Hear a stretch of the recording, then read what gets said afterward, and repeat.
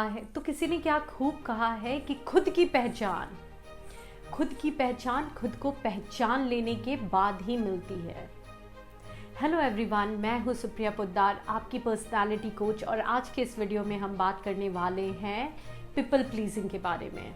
तो क्या है पीपल प्लीजिंग? सक्सेस का कोई फॉर्मूला हो ना हो, डेफिनेट फॉर्मूला हो ना हो, लेकिन फेलियर का एक ज़रूर से फॉर्मूला है और वो है पीपल प्लीजिंग। जब हम लोगों के लिए हमेशा अवेलेबल रहते हैं, हर बातों में हामी मिलाते हैं, और इस तरह से हम क्या करते हैं, अपनी ओरिजिनलिटी खो देते हैं और धीरे धीरे फेलियर की तरफ चले जाते हैं। तो व्हाट आई फील कि फ्रेंड्स और फैमिली के बिना, जो लोग हमारे लाइफ में हैं, उनके बिना हमारा कोई वजूद नहीं है, और उनके लिए कंसर्न होना, उनके लिए केयर दिखाना, उनके लिए चीज़ें करना हमारी रिस्पॉन्सिबिलिटी है। बट ज़रूरत से ज़्यादा और अपनी लाइफ को भी सैक्रिफाइस करके कुछ लोग इसे जब करते हैं, वो ना नहीं बोल पाते। और कभी कभी हमारे साथ भी होता है कि हम ऐसे सिचुएशन में फंस जाते हैं कि हम ना नहीं कह पाते लोगों को, और हर चीज़ में हाँ कह देते हैं। कुछ लोग तो बहुत ज़्यादा they try very hard to please people. वो सबके फेवरेट होना चाहते हैं, सबको खुश करना चाहते हैं। इसके लिए वो अपनी जो थॉट है उसे भी लोगों के सामने नहीं रखते, क्योंकि शायद कन्फ्लिक्ट हो जाए, और हामी में हामी मिलाते हैं, और धीरे धीरे करके ऐसे करके अपनी ओरिजिनलिटी को खो देते हैं सबको खुश करने के चक्कर में। तो इस वीडियो में सबसे पहले मैं आपको बताऊंगी कि क्या रीज़न होता है कि लोग पीपल प्लीजिंग करते हैं, या फिर आप और हम भी करते हैं। तो आप चेक कर सकते हो कि कहीं आप और हम तो नहीं ये करते, और किस तरह से, अगर ये हमारी हैबिट बन गई है, तो किस तरह से इसे ओवरकम किया जाए।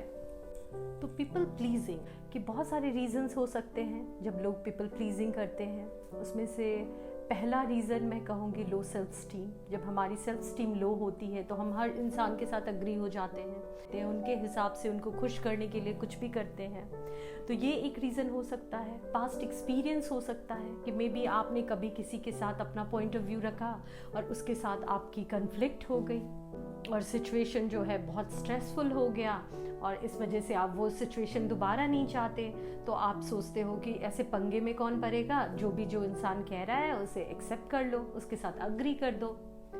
तो ये भी हो सकता है। तीसरा हो सकता है, आप कह सकते हो कि परफेक्शनिज्म कह सकते हो, कि हमेशा आपको परफेक्शन, आप हर चीज़ों में ढूंढते हो कि सब कुछ अच्छे से करना है, सबको अच्छे से खुश रखना है, और खुश रखने के लिए जो भी हो अपने आप को उसको कहते हैं ना, बहुत ज़्यादा मेहनत भी करना पड़े, बहुत ज़्यादा खुद को पुश भी करना पड़े, सबके फेवरेट होने का एक खिताब जो होता है उसे पाने के लिए सबको खुश भी करना पड़े, पूरे परफेक्शन के साथ आपको वो करना है। कहीं ना कहीं ये भी रीज़न होता है कि हम पीपल प्लीजिंग करते हैं, क्योंकि जब हम अपनी बातों को, ओपिनियन को शेयर करते हैं, जो कि कभी कभी दूसरों से अग्री दूसरों के साथ मैच ना भी करे, तो वहाँ कन्फ्लिक्ट होने की चांसेस होती है। और जहाँ भी आप कुछ बोलोगे और सामने वाला कुछ और बोलेगा, और वहाँ पे ओपिनियन क्लैश होंगे, तो वहाँ पे कन्फ्लिक्ट हो सकता है। तो ऐसे में लोग ये सब पंगा नहीं लेना चाहते, है ना।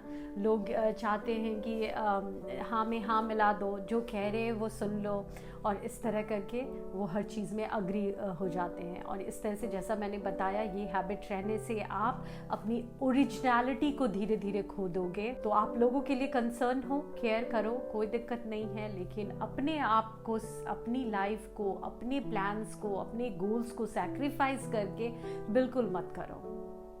चौथा रीज़न आप कह सकते हो कि टू मच काइंडनेस भी हो सकता है। कुछ लोग बहुत काइंड होते हैं, सोचते हैं किसी को ना कैसे बोले। फॉर एग्जाम्पल, कुछ प्लान्स हो गए और आप सोच रहे हो कि अब ना कैसे बोले, अगर मैं ना बोलूँगा या बोलूँगी तो सामने वाला बुरा मान जाएगा, वो हर्ट हो जाएगा, उसे अच्छा नहीं लगेगा, तो उसकी खुशी के लिए कर लेता हूँ या कर लेती हूँ।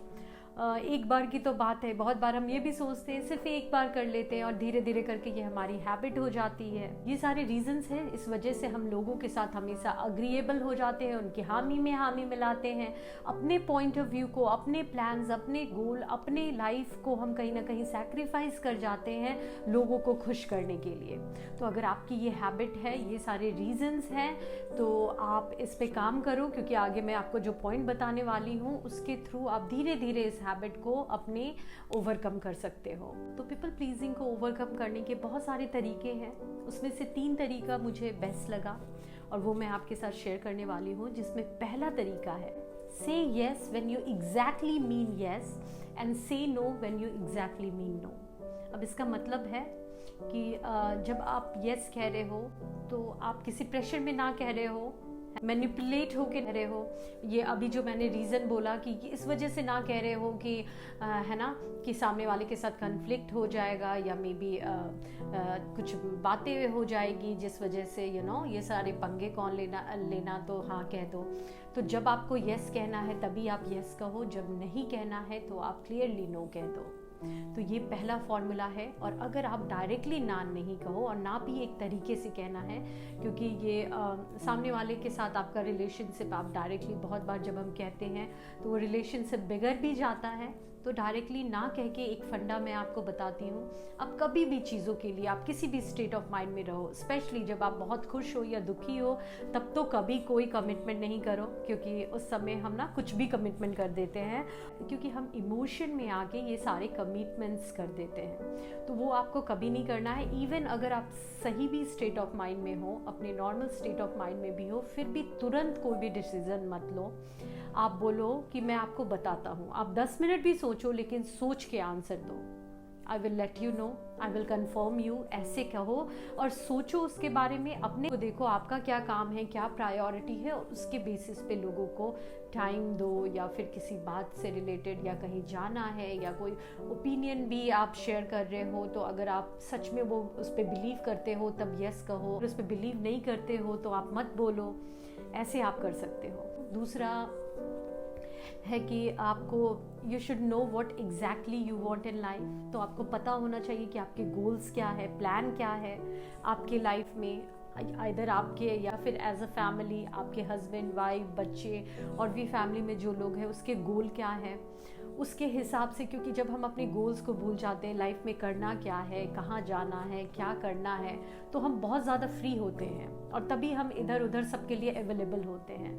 तो अपने गोल्स पे ध्यान दो, अपने प्लान्स पे ध्यान दो, उसे पूरा करो। उसे पूरा करते हुए फिर आप कहीं भी कुछ कमिटमेंट कर रहे हो, कुछ टाइम दे रहे हो, कहीं कुछ कर रहे हो, तो वो फिर वो फिर उसमें कोई दिक्कत नहीं है। और लास्ट पॉइंट जो है उसमें आपको समझना है कि who is real to you. तो कौन आपका रियल है, कौन आपके कौन आपके रियल फ्रेंड्स हैं या रियल लोग हैं आपकी लाइफ में, कौन फेक है, कौन आपके साथ हमेशा खड़े रहते हैं, आपके हर सुख दुख में आपका साथ देते हैं, आपको सही डिसीजन देते हैं, और कौन से इंसान ऐसे हैं जो अपने मूड के हिसाब से, अपने सिचुएशन के हिसाब से आपके पास आते हैं। तो जो रियल है उनके लिए आप हमेशा टाइम निकालो, अच्छी बात है, उनके लिए अवेलेबल रहो, सही बात है, क्योंकि उनकी वजह से आप लाइफ में जो भी कर रहे हो, आप और हम उनकी वजह से कर रहे हैं। उनका टाइम डिज़र्व करता है हमारी लाइफ में, हम उन्हें टाइम दें, ये डिज़र्व करता है। और जो लोग फेक हैं, जो अपनी लाइक फेक हो या फिर एक कैजुअल सा रिलेशनशिप है, उनके लिए आप उसी हिसाब से आप टाइम दो। मैं ये नहीं कहती बायसनेस करो, इक्वली सबको ट्रीट करो, लेकिन आपको समझना है सबको इक्वली आप टाइम देने लगोगे, सबको आप इक्वली खुश करने में लगे रहोगे, तो वो आप और हम लाइफ में कभी नहीं कर पाएंगे। क्योंकि हर इंसान अलग है, हर इंसान की थॉट और बिलीव्स अलग है, उनकी अपब्रिंगिंग के हिसाब से, उसके एजुकेशन के हिसाब से, और भी बहुत सारी चीज़ें होती हैं जिनकी वजह से हर इंसान की थॉट्स और बिलीव अलग है। तो सबको हम खुश नहीं कर सकते, लेकिन जिनको हम समझते हैं, जो हमारे साथ हैं, उनके लिए टाइम निकालो। और जो लोगों के साथ थोड़ा कैजुअल रिलेशनशिप है, उन्हें भी टाइम दो, इज्जत दो, रिस्पेक्ट दो, लेकिन अपने काम को सैक्रिफाइस करके मत दो। क्योंकि आप सबको अगर खुश करने में लगे रहोगे तो एक इंसान को दुखी कर दोगे, वो है खुद, अपने आप को। तो अपने आप को देखते हुए बाकी सबको देखो, तभी आप रियल मायने में भी केयर कर पाओगे। क्योंकि अगर आप अपनी केयर करते हो तभी आप दूसरों के भी केयर कर पाओगे, और खुद को इग्नोर कर रहे हो तो दूसरों के साथ भी आप रियल रिलेशनशिप निभा नहीं पाओगे। तो ये चीज़ें हैं, give yourself priority, because by the end you are your longest commitment. Thank you so much. अगर आपको ये वीडियो अच्छा लगा हो तो चैनल को प्लीज़ सब्सक्राइब कर लीजिए, वीडियो को शेयर कीजिए अपने फ्रेंड्स और फैमिलीज़ के साथ, और मिलती हूँ आप सभी से नेक्स्ट वीडियो में। बाकी कमेंट में बताइए कि आपको कौन सा पॉइंट अच्छा लगा। तब तक के लिए bye bye and take care.